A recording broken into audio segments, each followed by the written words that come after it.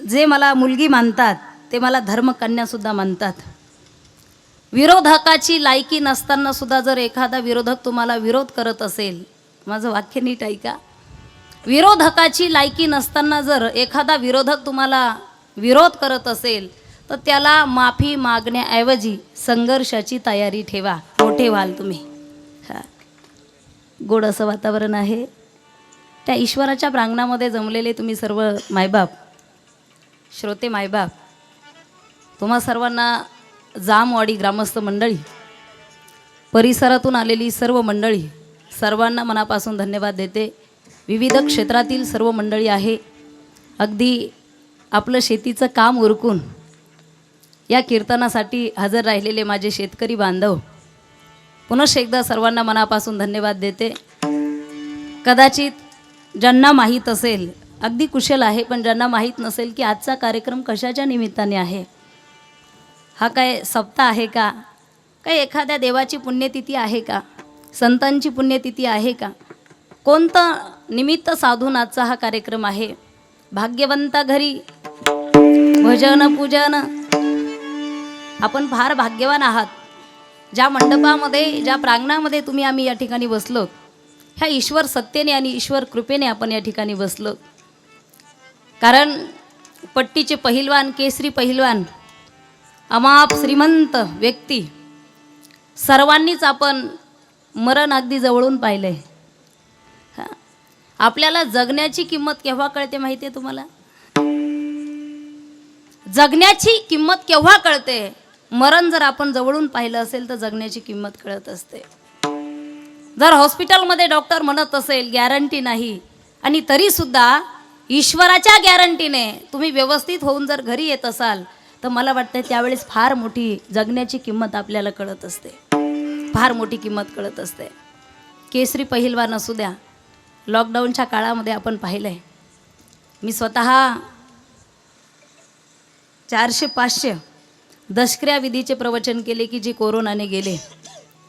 वर्ष श्राद्धाचे त्या ठिकाणी कीर्तन केले. जे म्हणत होते की मला मरायचंच नाही असे व्यक्ती आपल्याला सोडून गेले. खऱ्या अर्थाने जगण्याची किंमत त्यावेळेस कळते.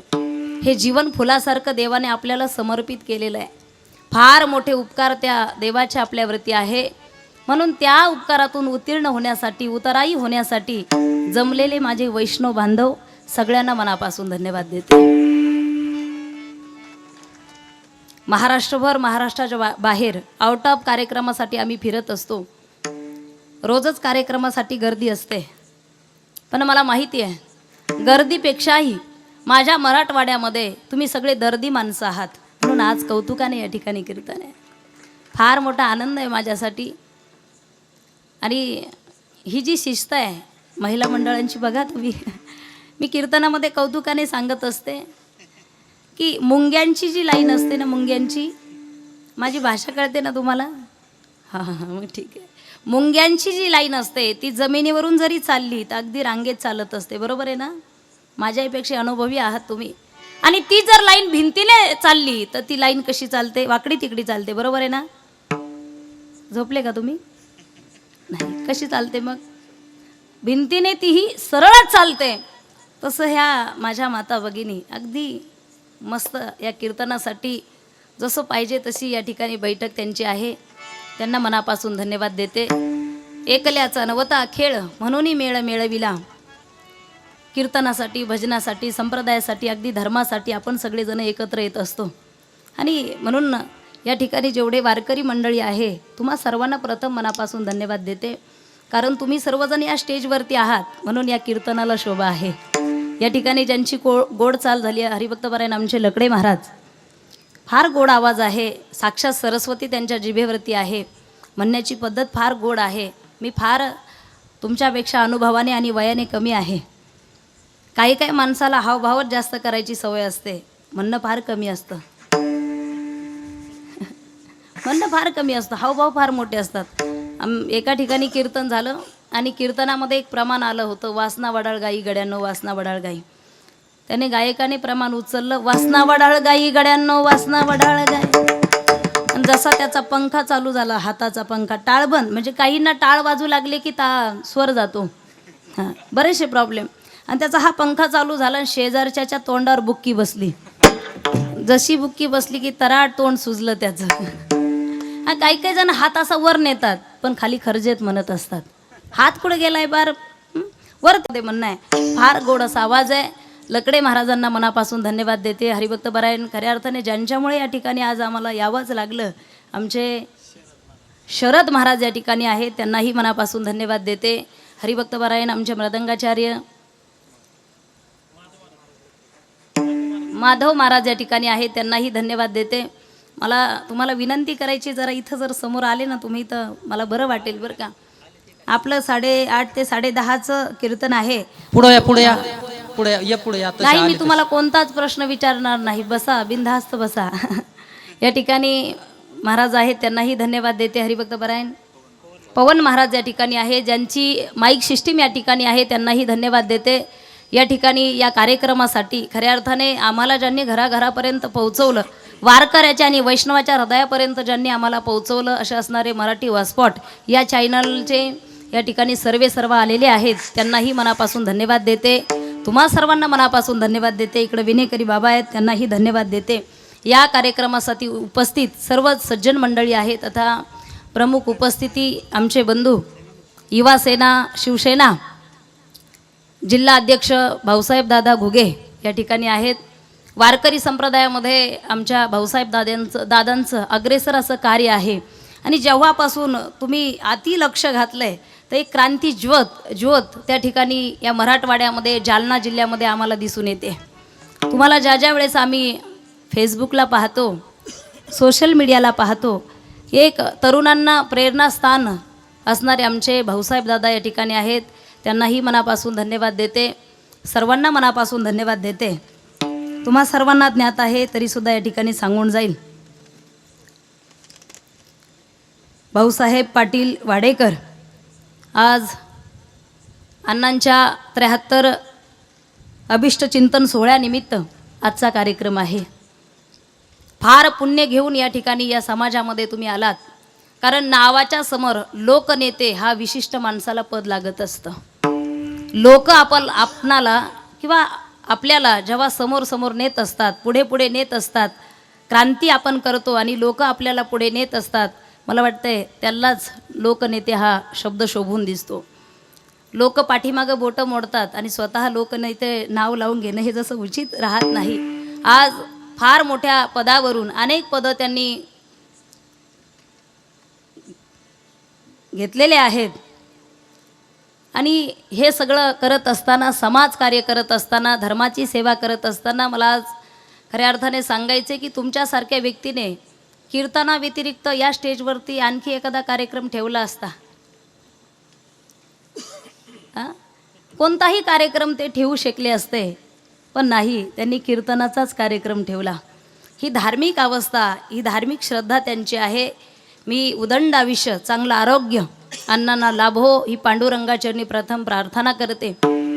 खऱ्या अर्थाने अन्य कार्यक्रम लोक जेव्हा ठेवत असतात, आता इथं सोशल मीडिया आहे, शब्द फार जपून वापरावे लागतात पहा. आणि माझ्या बाबतीत असं आहे,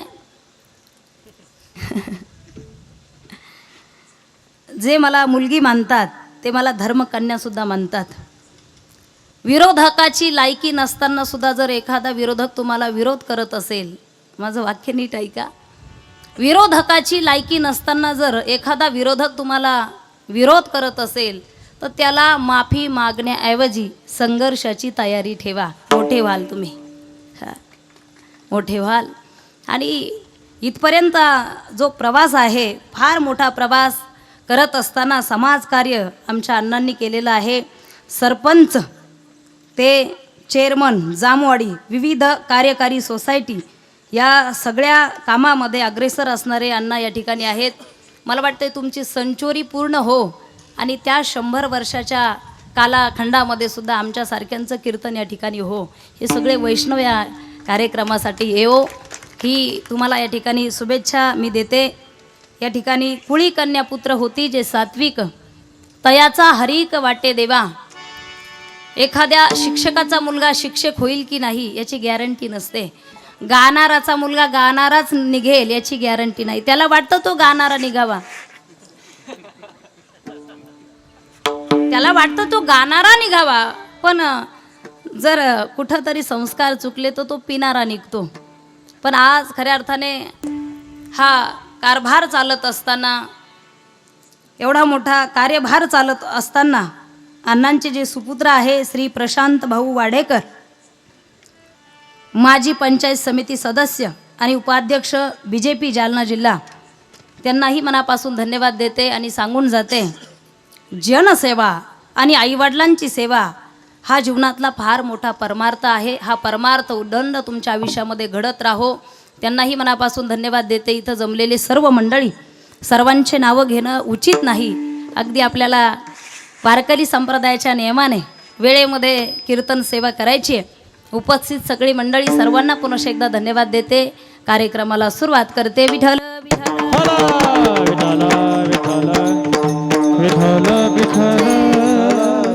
हरिभक्तपरायण उदयदादा काकडे तेही या ठिकाणी आहे.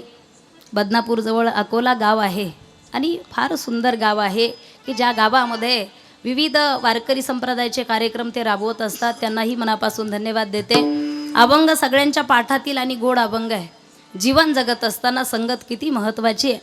मला वाटतंय संगतीने माणूस सुधारतोही आणि बिघडतोही. पतन उद्धार संघाचा महिमा ते जावे अधमा संत सेवे, ओ ते जावे अधमा संत सेवे, ते जावे अधमा संत सेवे, ते जावे अधमा संत सेवे.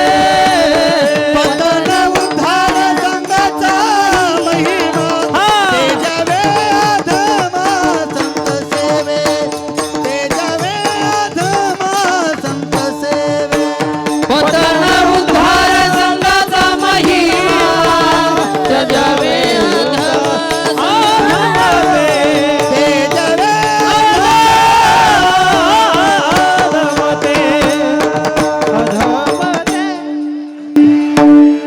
संत महात्मे गोड प्रमाण देत असतात. पतन उद्धार संघाचा महिमा, तेजावे अधमा संत सेवे. तुमचं पतन करून घ्यायचे की तुमचा उद्धार करून घ्यायचा आहे हे तुमच्या संगतीवर अवलंबून आहे. संगतीने माणूस उच्च कोटीपर्यंत जातो. संगतीने माणूस बिघडतोही, घडतोही आणि बिघडतोही. जर संगत चांगल्यांची लावली तर माणसं अगदी उच्च स्तरापर्यंत जात असतात. मला वाटतंय मैत्री करत असताना मैत्री चांगलीच असावी माणसाची, संगत चांगली असावी. त्या मित्राकडे विचाराची श्रीमंती असावी. तो मित्र गरीब असला तरी चालेल पण त्याच्याकडे विचाराची श्रीमंती असावी. दुसरी गोष्ट सांगू मी तुम्हाला, मैत्री करत असताना, मित्र करत असताना मी सांगेल तुम्हाला, इथं बरेच तरुण मंडळी बसलेले आहेत. मित्र मळका असला तरी चालेल, मित्र मळका असला तरी चालेल पण मित्र जळका नसावा. बरेचसे जळके मित्र आपल्या जवळ राहत असतात. तुम्ही किती खाऊ पिऊ घाला त्यांना पण त्यांची तब्येत सुधरत नाही. कारण स्वभाव कोणता आहे त्यांचा? जळणे हा स्वभाव आहे त्यांचा. आणि आतापर्यंतचा इतिहास आहे, जो जळतो तो संपत जातो. तुम्ही कुठेही काडी लावून पहा, तुम्ही कुठेही काडी लावून पहा, माणूस जळतो. विठ्ठल विठ्ठल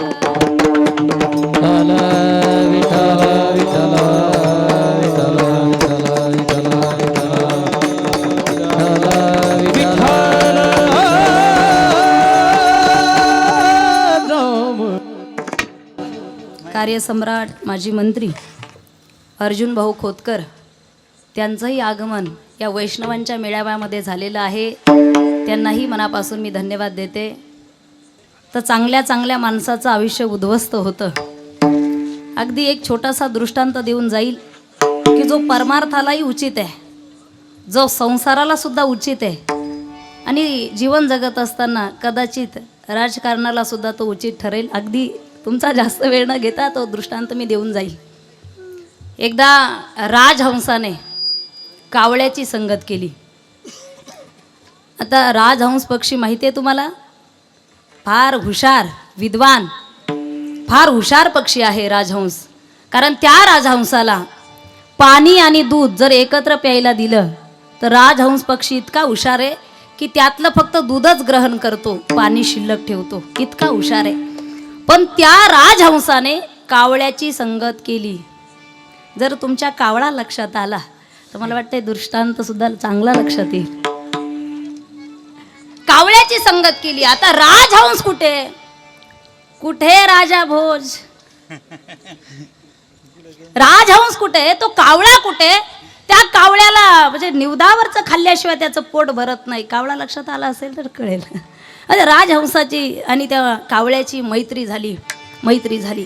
आणि मैत्री झाल्याच्या नंतर एक दिवस दोघंही फिरायला गेले जंगलामध्ये. एका झाडावरती बसले. कावळा राजहंसाला म्हटला, आता आपण एकत्रच राहू. रकडे महाराज, कावळा राजहंसाला म्हटलं, आता आपण एकत्रच राहू बर का. काही जरी झालं, कोणी मेलं काय न गेलं काय, आपण मैत्री तोडायची नाही. आपण बाजूला, आपण एकत्र राहायचं. आणि दोघांची दुपारची वेळ आहे, उन्हाचा प्रहर आहे आणि त्या झाडावर डिस्कस चालू आहे, चर्चा चालू आहे. कुणाची चालू आहे चर्चा? बोला ना, मी चहा घेऊन येऊ का? वा वा, कॅमेऱ्याबरोबर हे पण. राजहंसाची आणि कावळ्याची डिस्कस चर्चा चालू आहे. आणि तो प्रसंग चालू असताना त्या नगराचा राजा त्या झाडाखाली येऊन झोपला. नगराचा राजा आहे, नगराचा राजा त्या झाडाखाली येऊन झोपला. चर्चा करत असताना कावळा होता तो, त्या कावळ्याने गप्पा मारत असताना झाडावर बसलेला कावळा त्याने खाली घाण केली आणि ती घाण त्या राजाच्या अंगावर पडली. कावळा हुशार होता. एक जरी असेल डोळा त्याला तरी कावळा हुशार आहे. कावळा त्या झाडावरून उठून गेला. काही वेळानंतर राजा उठून बसला. राजाने पाहिलं की माझ्या अंगावरती घाण झालेली आहे. मी या जंगलाचा राजा आहे, साधा सुद्धा राजा नाही. अरे साधा एखादा राजा असेल तर त्याच्या कुत्र्याला हाड म्हणून जमत नाही, आवा हाडा म्हणावं लागतं. मी जंगलाचा राजा आहे नव्हे, मी या जंगलाचा राजा आहे. कोणी घाण केली असेल. राजाने इकडं तिकडं पाहिलं तर कोणी दिसलं नाही. राजाने वरती पाहिलं तर झाडावर कोण दिसला? राजहंस पक्षी दिसला. कावळा उडून गेला होता. राजाने बाण घेतला आणि बाण सोडला. राजहंस जागीच ठार झाला. कुणामुळे उद्ध्वस्त झालं जीवन? संगतीमुळे. पतन उद्धार संघाचा महिमा. मला वाटतंय ज्याला जीवनाचं पतन करून घ्यायचंय त्याने कधीतरी विचारावं की माझी संगत कुणाबरोबर आहे. आणि ज्याला उद्धार करून घ्यायचा आहे त्यांनी कधीतरी त्या संतांची संगत, सज्जनाची करावी. बैसता संताचे संगती,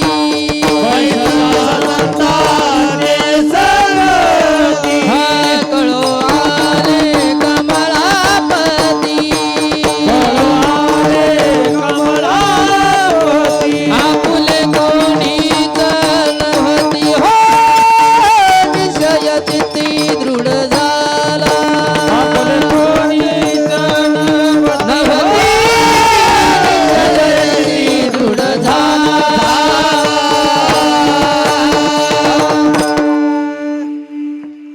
सज्जनाची एकट्याची जरी बैठक असेल तर त्याच बैठकीमध्ये बसा. मूर्खाची हजारोची जरी बैठक असेल तर त्या संगतीमध्ये बसू नका, त्या पंक्तीमध्ये बसू नका. कारण पंगत जर चुकली तर एका टायमिंगचं जेवणच चुकेल तुमचं. पंगत जर चुकली तर एका टायमिंगचं जेवणच चुकल. संगत जर चुकली तर जीवन उद्ध्वस्त होत असतं माणसाचं. म्हणून संतांच्या संगतीमध्ये, सज्जनाच्या संगतीमध्ये आपलं आयुष्य जर जात असेल तर त्या आयुष्याचं सोनं होतं. जसा लोखंडाला परिसाचा स्पर्श झाला की लोखंड राहत नाही, लोखंडाचं सोनं होतं. सज्जनाचा स्पर्श आपल्या जीवनाला झाला, जीवाचं सुद्धा सोनं होतं. महाराज, संतांची संगत आहे. ते संत काय करतात? अहितापासून काढिती, हित देऊनी वाढविती, नाही श्रुती परवती माऊली जगा. मी नेहमी सांगत असते, आजही सांगेल. नाथ बाबा एका नदीकाठी बसले आणि बसल्याच्या नंतर एक विंचू आला. विंचू आणि त्या पाण्यामध्ये पडला. विंचू माहिती आहे तुम्हाला? विंचू वा, तो कधीच कुणावरती प्रेम करत नाही, किती दिसायला सुंदर असू द्या. कोण? वा. तो विंचू आला आणि पाण्यामध्ये पडला. शांती ब्रह्म आहे, दया करणारे संत आहेत. लक्षात आलं, हा स्वभावाने जरी विंचू असेल तर मी याला वाचवलं पाहिजे. मी जर याला वाचवलं नाही तर हा विंचू जीवानिशी जाईल. बुडते हे जन न देखवे डोळा येतो कळवळा म्हणून या. एखादा चुकत असेल तर त्याला योग्य वेळी मार्गदर्शन केलं पाहिजे. आणि ऐकतच नसेल, एखादा मार्गदर्शन करून जरी ऐकत नसेल तर मग त्याला तिथंच थांबण्याचा प्रयत्न करा. असं काहीतरी करा की तो तिथं थांबला पाहिजे. खऱ्या अर्थाने विंचू पाण्यामध्ये पडला हे महात्म्यांना सहन झालं नाही. महात्म्यांना वाटलं की हा विंचू जरी असेल तर मी याला वाचवलं पाहिजे. नाथ बाबांनी त्या विंचवाच्या खालून हात घातला. विंचू हातावरती आला. आता विंचू आता जमिनीवरती उतरणार, पण विंचू होता स्वभावाने तो. त्याच्या 2 अभंग जरी पाठ असेल,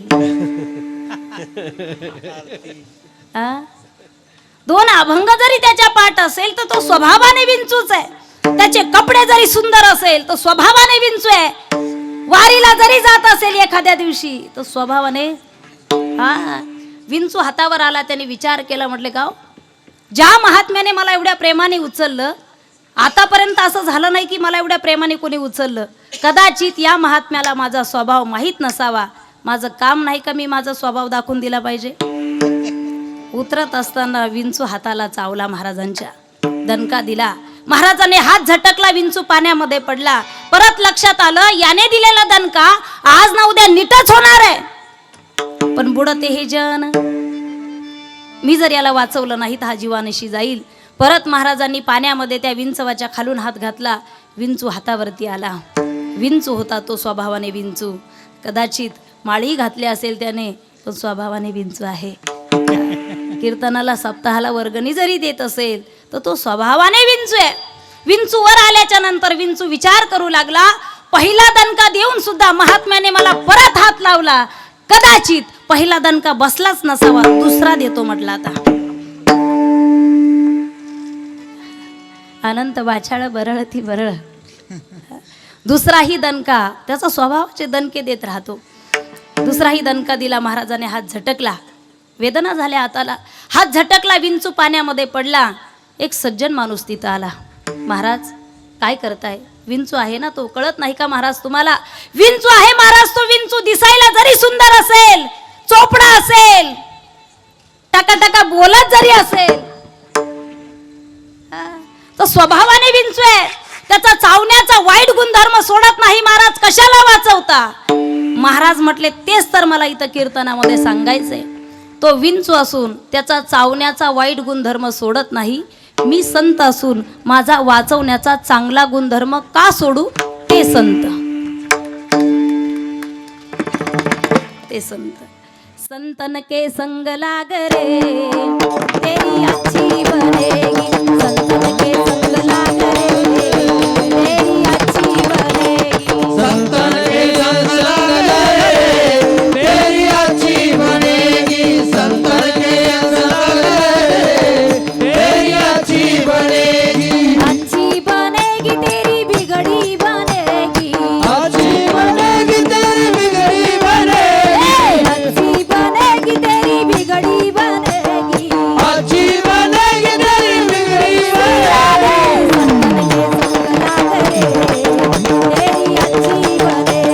संतन के संग लाग रे तेरी अच्छी बनेगी. संतन के संग लाग रे तेरी अच्छी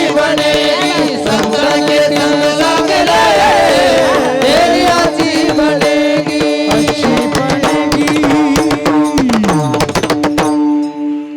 संतन के संग लाग रे तेरी अच्छी बनेगी. चांगलं होईल तुमचं. याच्याही पुढे सांगू, संतांच्या आणि सज्जनाच्या संगतीमध्ये तुमचं चांगलं होईल की नाही हे मला माहीत नाही. संतांच्या संगतीमध्ये तुमचं चांगलं होईल की नाही हे मला माहीत नाही, पण 100% गॅरंटीने सांगते तुमचं वाटोळं होणार नाही. पहा, दुर्जनाच्या संगतीमध्ये पहिल्या दिवशी नको नको म्हणतो, वासही जमत नाही म्हणतो, आणि नंतर वर्षाने भेटा त्याला तो कुठंतरी गटारामध्ये दिसतो. मी सांगेल तुम्हाला, तरुण मंडळी या ठिकाणी आहेत, एज्युकेटेड व्हा, हुशार व्हा. आपल्या देशाची समाजाची कशी प्रगती करता येईल हे समाजकार्य जर तुमच्या हातून जर घडत असेल तर मरावे परी कीर्ती रूपी उरावे. तुका म्हणे एका मरणेची सरे, उत्तमची उरे कीर्ती मागे. आजही तुम्ही म्हणाल कैवल्य सम्राट माऊली ज्ञानोबराय आपल्यामध्ये जिवंत आहे. आजही जगद्गुरु तुकोबराय हे आपल्यामध्ये जिवंत आहे.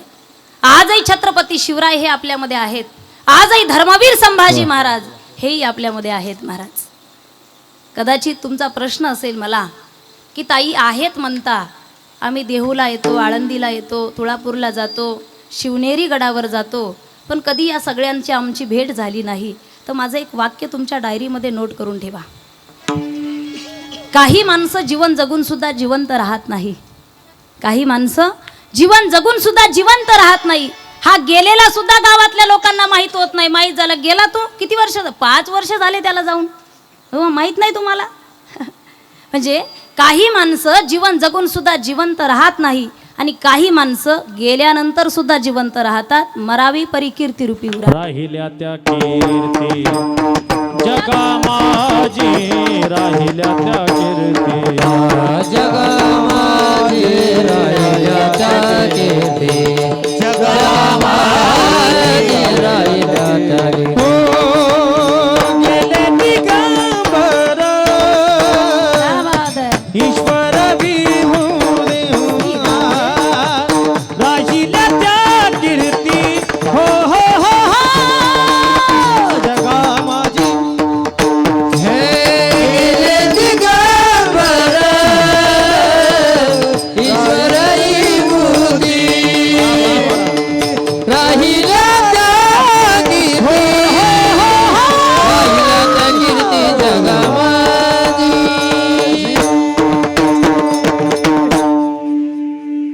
दिगंबर ईश्वर विभूती राहिल्या त्या कीर्ती जगा माझी. पण आजही शूरवीरांचं जीवन जे आहे कीर्ती रूपारे शिल्लक आहे. महाराज, काही काही माणसं जीवन फुलासारखं जगत असतात. फूल माहिती आहे तुम्हाला, मोगऱ्याचं, गुलाबाचं फूल किती सुंदर जीवन जगतं महाराज. तसं जीवन असावं प्रत्येकाचं. फुलाचं जीवन असं आहे, वैऱ्याच्या जरी हातामध्ये फूल गेलं तर वैऱ्याला सुद्धा सुगंध देण्याचं काम फूल करत असतं. काटा किती जरी सुंदर असेल, मित्राच्या जरी हातामध्ये गेला काटा, त्याला बरोबर टोचल्याशिवाय राहत नाही. म्हणून काटा किती जरी सुंदर असला, लोक काट्याची माळ घालत नाही, फुलाची माळ घालत असतात. काही काही काटे असतात दुसऱ्याला त्रास देण्यासाठी जगत असतात काटे. एक जण गावाला त्रास द्यायचं, तसे काही त्रास देणारे कमी नसतात. काहींचं जीवनच काट्यासारखं आहे. गावाला त्रास द्यायचा, कोणत्या सप्ताहाचं आयोजन केलं तर ते रद्द करायचं. ग्रामपंचायतीने जर चांगल्या योजना आणल्या तर सांगायचं आमच्या दारासमोर रोड करायचा नाही, इथं खड्डा याला पुरायला, नाळ फिटिंग इथं करायची नाही. नको त्या कामामध्ये विक्षेप. एखाद्या गरीबाच्या मुलीचं लग्न असेल तर वराडी मंडळी नको त्या दुकानात नेऊन टाकायचे, लग्न निघून जायचं, वराडी दुसऱ्या दिवशी. असं वाईट काम. काही माणसं आहेत वाईट काम करणारे, जे निगेटिव्ह काम करत असतात. आणि एकदा तो आजारी पडला, गावाला त्रास देणारा, कसं आहे त्याचं जीवन सुद्धा तसंच असतं. तुका म्हणे पापे, रोगाच्या रूपाने पाप त्यांचं उद्भवत असतं. एकदा आजारी पडला आणि हॉस्पिटलमध्ये गेला. डॉक्टरनी सांगितलंय बघा तुम्हाला ट्युमर झालाय, कॅन्सर झालाय. म्हटले मग त्याच्यातून बाहेर काढा. नाही म्हटले, आता 4थ्या स्टेपला आहे, 8-10 दिवसात राम नाम. रडायला लागलं ना ते ढोर, मोठ्याने रडायला लागलं. का? कारण मी मरणार याचं दुःख नाहीये त्याला, मी गेल्याच्या नंतर गावामध्ये माझी वाईट गादी कोण चालवणार आहे याचं खरं दुःख आहे त्याला. आता कोण सप्ताह कॅन्सल करेल, कोण डीपी मध्ये जाऊन वायर काढेल, कोण त्या लग्नातल्या वराड्याला तिकडं गावाच्या बाहेरच्या दुकानामध्ये नेऊन घालेल, हे कामं कोण करेल. तो आजारी पडला आणि त्या ठिकाणी त्याने ग्रामस्थ लोकांना जमा केलं आणि सांगितलं आयुष्यभर मी तुम्हाला त्रास दिला, पण हे बघा आता मी मरणार आहे, मी मेल्याच्या नंतर मला तिरडीवर फुलावर बांधून नेऊ नका, मग एक काट्याची फांदी आणा, त्या फांदीला मला बांधा आणि वडत वडत स्मशानापर्यंत घेऊन जा. लोक शहाणेच होते. लोक म्हटले नाही तरी आम्ही हेच करणार होतो. हुशार आहेत ना, डिजिटल इंडिया, नॅशनल इंडिया, नाही तरी आम्ही हेच करणार होतो. योगायोगाने ते गचकलं, मेलं. मेल्याच्या नंतर लोकांनी तरडी वगैरे आणली नाही, तिरडी आणली नाही, काट्याची फांदी आणली आणि त्या काट्याच्या फांदीला त्याला बांधलं आणि लोक स्मशानाकडे घेऊन चाललेच होते. पण त्याने मरण्याच्या अगोदर पोलीस स्टेशनमध्ये रिपोर्ट दिला होता. डॉक्टरने सांगितलं 8-10 दिवसात मी जाणार आहे, आणि लोक म्हणतात काट्याच्या फांदीला बांधायचं आणि ओढत न्यायचं. तुम्ही एखादी चक्कर टाकत जा रोज गावाला. लोक घेऊन चाललेच होते, तिकून पोलीसची गाडी आली. जशी गाडी आली सगळे ग्रामस्थ आतमध्ये टाकले तर अजूक सुटका झाली. काहींचं मेलं तरी त्रास देणारा जीवन आहे. भला किसी का कर न सको तो बुरा किसी का मत करना. भला किसी का कर न सको तो बुरा किसी का मत करना. पुष्प नहीं बन सकते तो तुम कांटे बन कर मत रहना. कांटे बन कर मत रहना. कांटे बन कर मत रहना. आणि फुलासारखं सुगंध देण्याचं काम संत करत असतात. म्हणून तुकोबाराय वर्णन करतात अभंगाचं प्रसंग. संत चरण राजा लागता सहज. संत चरण राजा लागता सहज.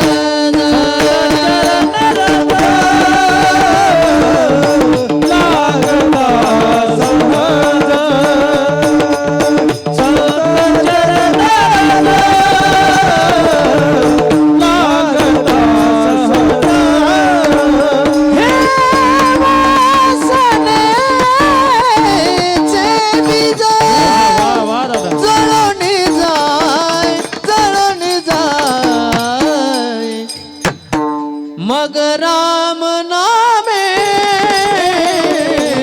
उपजे आवडी. मग राम नामे उपजे आवडी.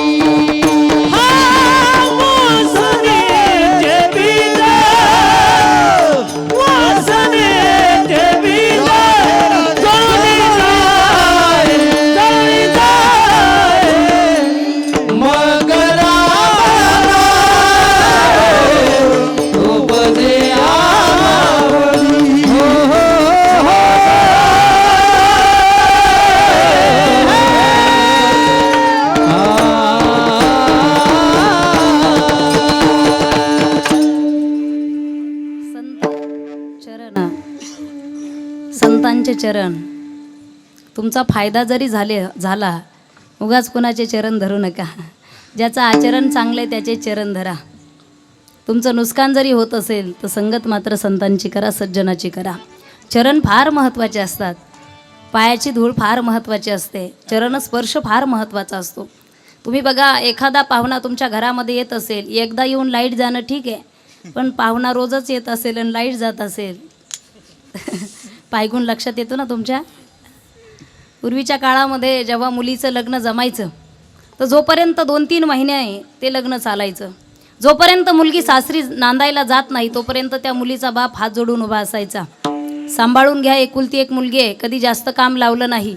जोपर्यंत मुलगी नांदायला जात नाही तोपर्यंत मुलीचा बाप हात जोडायचा. आता मुलीच्या बापाचे हात जोडायचे दिवस संपले. मी स्वतः 7 कन्यादान केले. आळंदीमध्ये माझी मुलींची संस्था आहे. आता आपण हात जोडायचे नाही, आता मुलाचा बाप हात जोडतो. मुलीच्या बापाला सांगा बरं का सांभाळून घ्यायला. जास्त दिवस नाही सांभाळलं तरी चालेल, पण 4-6 महिने एकत्र ठेवा. लोक आम्हाला नावं ठेवणार नाही. चरण ही वावटळ घरामध्ये आल्याच्या नंतर आमची कोपी राहती का उडून जाती. चरण स्पर्श आहे. वासनेचे बीज जळून जाय. ज्यावेळेस भक्ती आणि शक्ती एकत्र होत असते तर धर्मकार्य घडत असतं बरं का. जगद्गुरु तुकोबारायच्या कीर्तनामध्ये ज्यावेळेस छत्रपती शिवरायांच्या पाठीमागे मुघल लागले होते आणि महाराज कीर्तनामध्ये येऊन बसले तर त्यावेळेस मुघल शोधत होते की छत्रपती शिवराय कुठं गेलेत. व त्या ठिकाणी हजारो शिवराय तयार झाले. ज्या ज्या दिशेला पाहावं तिथं शिवरायांचं दर्शन होत गेलं. पण ज्या ज्या वेळेस धर्म आणि शक्ती एकत्र येत असते तर धर्मशक्ती, धर्माचं कार्य मोठं होत असतं.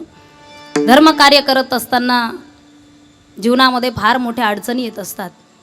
तोंडाने पोपटासारखं बोलणं काही गोष्टी सोप्या असतात, पण ते निपटवणं ही फार मोठी आणि अवघड कसोटी असते. फार तुम्ही अनुभवी मंडळी माझ्यासमोर बसलात. माझा एवढा अनुभव नाही, माझं वयही तेवढं नाही. माझ्या वडिलांच्या स्थानी तुम्ही सर्वजण आहात. माझे वडील वारकरी होते. वारकरी घराण्यातूनच मी आहे. अगदी आमची 5वी पिढी आहे. आमचे भाऊसाहेब दादा या ठिकाणी बसलेले जे माझे बंधू आहेत. पण एखादं धर्मकार्य आपण करायला जातो तर त्यावेळेस कुठंतरी आपल्या चारित्र्यावर शिंतोडे उडवले जातात.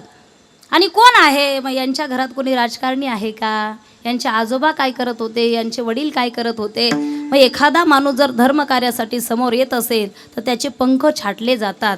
पण मी सांगेल तुम्हाला, त्रेतायुगामध्ये रावणाने जटायूचे जेव्हा पंख छाटले होते तर सगळे जटायूला नावं ठेवू लागले. काय म्हटले, कशाला त्या रावणाच्या नादी लागला. म्हटले काय झालं, छाटले ना पंख. हां, तुझे जर पंख असते तर तुला अयोध्येपर्यंत जाता आलं असतं, भगवान श्रीरामापर्यंत जाता आलं असतं. पण बघ आता तुझे पंख छाटलेत, तुला अयोध्येला जाता येणार नाही. जटायूने सुंदर उत्तर दिलं. उत्तर तुमच्या डायरीमध्ये नोट करून ठेवा. जटायूचं उत्तर आहे, आता माझे पंख रावणाने छाटले, मला फार आनंद झालेला आहे. कारण मला माहिती आहे मला आता माझ्या भगवंतापर्यंत जाता येत नाही. पण हेही मला माहिती आहे, मला पंख नसल्यामुळे भगवंतच माझ्यापर्यंत येणार आहे. हा माझा विजय आहे. रावण किती जरी बलाढ्य असेल तर त्या देवाला माहिती आहे, मागे पुढे उभा राहे संभाळीत, तो भगवंत मला सांभाळत असतो. ज्यावेळेस भगवंताची कृपा असते, देव सखा जरी अवघे जन कृपा करी. ज्याने देवाला सखा करून घेतलंय, जग त्याच्यावर कृपा करत असतं महाराज. आणि जो देवाच्याच विरोधात असतो, लोक त्याच्या जवळ सुद्धा जात नाही. देवाला आपलंसं करण्याचं काम माझ्या संतांनी केलेलं आहे. हरिप्राप्ती शिवपाय धरावे संतांचे पाय, संत चरण रज म्हणून लागता सहज वासनेचे बीज जळून जाय. वासना अशी माणसाला चांगलं जीवन जगू देत नाही. कदाचित माणूस मरतो, वासना शिल्लक राहते. आपण म्हणतो माणूस गेला, पण वासना शिल्लक आहे. त्याला वाटत होतं त्याच्या डोळ्यासमोर हे व्हावं ते व्हावं. नाही, माणसाला एक दिवस जाणं निश्चित आहे. बाजार मार्केटमध्ये गेल्यानंतर एखाद्या इलेक्ट्रॉनिक वस्तूची गॅरंटी दिली जाते. लक्ष देऊन ऐका.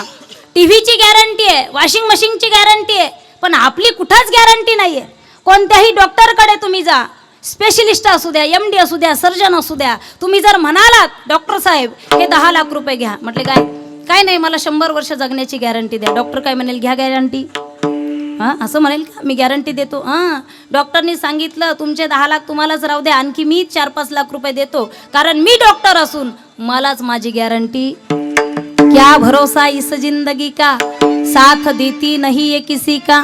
आजही शूरवीरांचं जीवन जे आहे कीर्ती रूपारे शिल्लक आहे महाराज. काही माणसं जीवन फुलासारखं जगत असतात. फूल माहिती आहे तुम्हाला, मोगऱ्याचं गुलाबाचं फूल किती सुंदर जीवन जगतं महाराज. तसं जीवन असावं प्रत्येकाचं. फुलाचं जीवन असं आहे, वैऱ्याच्या जरी हातामध्ये फूल गेलं तर वैऱ्याला सुद्धा सुगंध देण्याचं काम फूल करत असतं. काटा किती जरी सुंदर असेल, मित्राच्या जरी हातामध्ये गेला काटा, त्याला बरोबर टोचल्याशिवाय राहत नाही. म्हणून काटा किती जरी सुंदर असला, लोक काट्याची माळ घालत नाही, फुलाची माळ घालत असतात.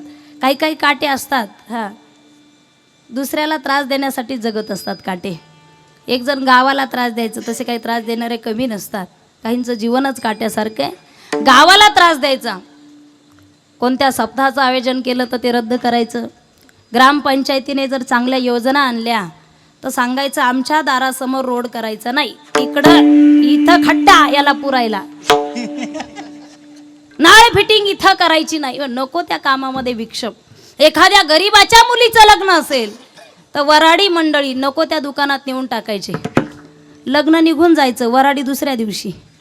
असं वाईट काम. काही माणसं आहेत वाईट काम करणारे, जे निगेटिव्ह काम करत असतात. आणि एकदा तो आजारी पडला, गावाला त्रास देणारा. कसं आहे, त्याचं जीवन सुद्धा तसंच असतं. तुका म्हणे पापे, रोगाच्या रूपाने पाप त्यांचं उद्भवत असतं. एकदा आजारी पडला आणि हॉस्पिटलमध्ये गेला. डॉक्टरनी सांगितले बघा तुम्हाला ट्युमर झालाय, कॅन्सर झालाय. म्हटले मग त्याच्यातून बाहेर काढा. नाही म्हटले, आता 4थ्या स्टेपला आहे, 8-10 दिवसात राम नाम. रडायला लागलं ना ते ढोर, मोठ्याने रडायला लागलं. का? कारण मी मरणार याचं दुःख नाहीये त्याला. मी गेल्याच्या नंतर गावामध्ये माझी वाईट गादी कोण चालवणार आहे याचं खरं दुःख आहे त्याला. आता कोण सप्ताह कॅन्सल करेल, कोण DP मध्ये जाऊन वायर काढेल, कोण त्या लग्नातल्या वराड्याला तिकडं गावाच्या बाहेरच्या दुकानामध्ये नेऊन घालेल, हे कामं कोण करेल. तो आजारी पडला आणि त्या ठिकाणी त्याने ग्रामस्थ लोकांना जमा केलं आणि सांगितलं आयुष्यभर मी तुम्हाला त्रास दिला, पण हे बघा आता मी मरणार आहे, मी मेल्याच्या नंतर मला तिरडीवर फुलावर बांधून नेऊ नका, मग एक काट्याची फांदी आणा, त्या फांदीला मला बांधा आणि वडत वडत स्मशानापर्यंत घेऊन जा. लोक शहाणेच होते. लोक म्हटले नाही तरी आम्ही हेच करणार होतो. हुशार आहेत ना, डिजिटल इंडिया, नॅशनल इंडिया. नाही तरी आम्ही हेच करणार होतो. योगाने ते गचकलं, मेल्याच्या नंतर लोकांनी तरडी वगैरे आणली नाही, तिरडी आणली नाही, काट्याची फांदी आणली आणि त्या काट्याच्या फांदीला त्याला बांधलं आणि लोक स्मशानाकडे घेऊन चाललेच होते. पण त्याने मरण्याच्या अगोदर पोलीस स्टेशनमध्ये रिपोर्ट दिला होता. डॉक्टरनी सांगितलं 8-10 दिवसात मी जाणार आहे. आणि लोक म्हणतात काट्याच्या फांदीला बांधायचं आणि वडत न्यायचं. तुम्ही एखादी चक्कर टाकत जा रोज गावाला. लोक घेऊन चाललेच होते. तिकून पोलीसची गाडी आली. जशी गाडी आली सगळे ग्रामस्थ आतमध्ये टाकले तर अजूक सुटका झाली. काहींचं मेलं तरी त्रास देणारं जीवन आहे. भला किसी का कर न सको तो बुरा किसी का मत करना, भला किसी का कर न सको तो बुरा किसी का मत करना, पुष्प नहीं बन सकते तो तुम कांटे बन कर मत रहना, कांटे बन कर मत रहना, कांटे बन कर मत रहना. आणि फुलासारखं सुगंध देण्याचं काम संत करत असतात. म्हणून तुकोबाराय वर्णन करतात अभंगाचं. संत चरण राजा लागता सहज, संत चरण राजा लागता सहज,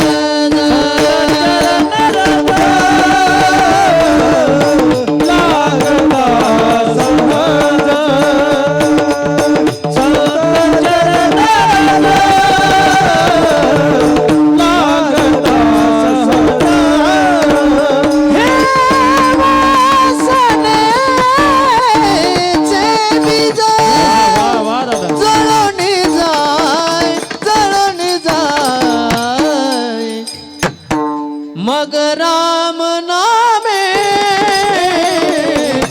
उपजे आवडी,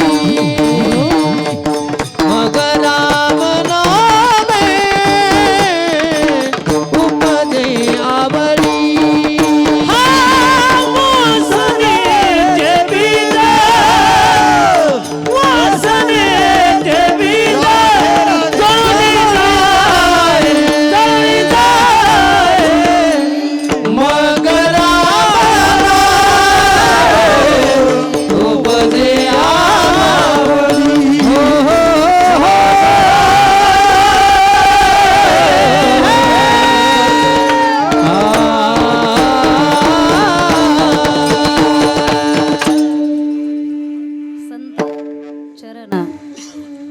संतांचे चरण.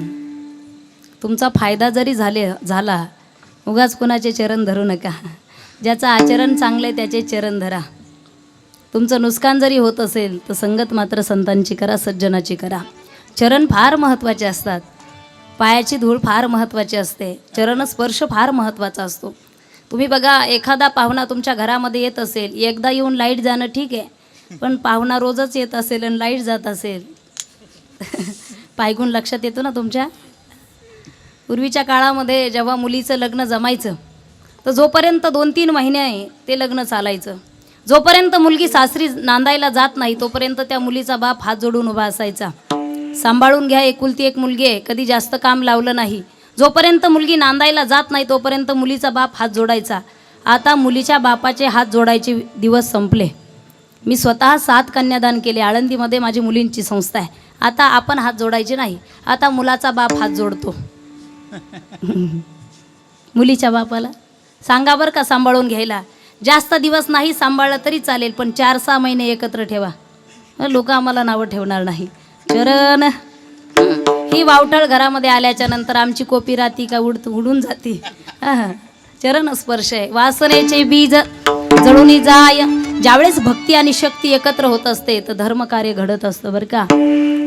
जगद्गुरु तुकोबारायच्या कीर्तनामध्ये ज्यावेळेस छत्रपती शिवरायांच्या पाठीमागे मुघल लागले होते आणि महाराज कीर्तनामध्ये येऊन बसले. तर त्यावेळेस मुघल शोधत होते की छत्रपती शिवराय कुठं गेलेत. व त्या ठिकाणी हजारो शिवराय तयार झाले. ज्या ज्या दिशेला पाहावं तिथं शिवरायांचं दर्शन होत गेलं. पण ज्या ज्या वेळेस धर्म आणि शक्ती एकत्र येत असते तर धर्मशक्ती धर्माचं कार्य मोठं होत असतं. धर्म कार्य करत असताना जीवनामध्ये फार मोठ्या अडचणी येत असतात. तोंडाने पोपटासारखं बोलणं काही गोष्टी सोप्या असतात, पण ते निपटवणं ही फार मोठी आणि अवघड कसोटी असते. फार तुम्ही अनुभवी मंडळी माझ्यासमोर बसलात. माझा एवढा अनुभव नाही, माझं वयही तेवढं नाही. माझ्या वडिलांच्या स्थानी तुम्ही सर्वजण आहात. माझे वडील वारकरी होते. वारकरी घराण्यातूनच मी आहे. अगदी आमची 5वी पिढी आहे. आमचे भाऊसाहेब दादा या ठिकाणी बसलेले जे माझे बंधू आहेत. पण एखादं धर्मकार्य आपण करायला जातो तर त्यावेळेस कुठंतरी आपल्या चारित्र्यावर शिंतोडे उडवले जातात. आणि कोण आहे मग, यांच्या घरात कोणी राजकारणी आहे का, यांचे आजोबा काय करत होते, यांचे वडील काय करत होते. मग एखादा माणूस जर धर्मकार्यासाठी समोर येत असेल तर त्याचे पंख छाटले जातात. पण मी सांगेल तुम्हाला, त्रेतायुगामध्ये रावणाने जटायूचे जेव्हा पंख छाटले होते तर सगळे जटायूला नावं ठेवू लागले. काय म्हटले, कशाला त्या रावणाच्या नादी लागला. म्हटले काय झालं, छाटले ना पंख. हां, तुझे जर पंख असते तर तुला अयोध्येपर्यंत जाता आलं असतं, भगवान श्रीरामापर्यंत जाता आलं असतं. पण बघ आता तुझे पंख छाटलेत, तुला अयोध्येला जाता येणार नाही. जटायूने सुंदर उत्तर दिलं. उत्तर तुमच्या डायरीमध्ये नोट करून ठेवा. जटायूचं उत्तर आहे, आता माझे पंख रावणाने छाटले, मला फार आनंद झालेला आहे. कारण मला माहिती आहे मला आता माझ्या भगवंतापर्यंत जाता येत नाही. पण हेही मला माहिती आहे, मला पंख नसल्यामुळे भगवंतच माझ्यापर्यंत येणार आहे. हा माझा विजय आहे. रावण किती जरी बलाढ्य असेल तर त्या देवाला माहिती आहे, मागे पुढे उभा राहे संभाळीत, तो भगवंत मला सांभाळत असतो. ज्यावेळेस भगवंताची कृपा असते, देव सखा जरी अवघे जन कृपा करी. ज्याने देवाला सखा करून घेतलंय, जग त्याच्यावर कृपा करत असतं महाराज. आणि जो देवाच्याच विरोधात असतो, लोक त्याच्या जवळ सुद्धा जात नाही. देवाला आपलंसं करण्याचं काम माझ्या संतांनी केलेलं आहे. हरिप्राप्ती उपाय धरावे संतांचे पाय, संत चरण रज म्हणून लागता सहज वासनेचे बीज जळून जाय. वासना अशी माणसाला चांगलं जीवन जगू देत नाही. कदाचित माणूस मरतो, वासना शिल्लक राहते. आपण म्हणतो माणूस गेला, पण वासना शिल्लक आहे. त्याला वाटत होतं त्याच्या डोळ्यासमोर हे व्हावं ते व्हावं. नाही, माणसाला एक दिवस जाणं निश्चित आहे. बाजार मार्केटमध्ये गेल्यानंतर एखाद्या इलेक्ट्रॉनिक वस्तूची गॅरंटी दिली जाते. लक्ष देऊन ऐका. टीव्हीची गॅरंटी आहे, वॉशिंग मशीनची गॅरंटी आहे, पण आपली कुठंच गॅरंटी नाही आहे. कोणत्याही डॉक्टरकडे तुम्ही जा, स्पेशलिस्ट असू द्या, MD असू द्या, सर्जन असू द्या, तुम्ही जर म्हणालात डॉक्टर साहेब हे 10 लाख रुपये घ्या, म्हटले काय नाही, मला 100 वर्ष जगण्याची गॅरंटी द्या. डॉक्टर काय म्हणेल, घ्या गॅरंटी. हां, असं म्हणेल का, मी गॅरंटी देतो. हां, डॉक्टरनी सांगितलं तुमचे 10 लाख तुम्हालाच राहू द्या, आणखी मी 4-5 लाख रुपये देतो, कारण मी डॉक्टर असून मलाच माझी गॅरंटी. क्या भरोसा इस जिंदगी का, साथ देती नहीं ये किसी का.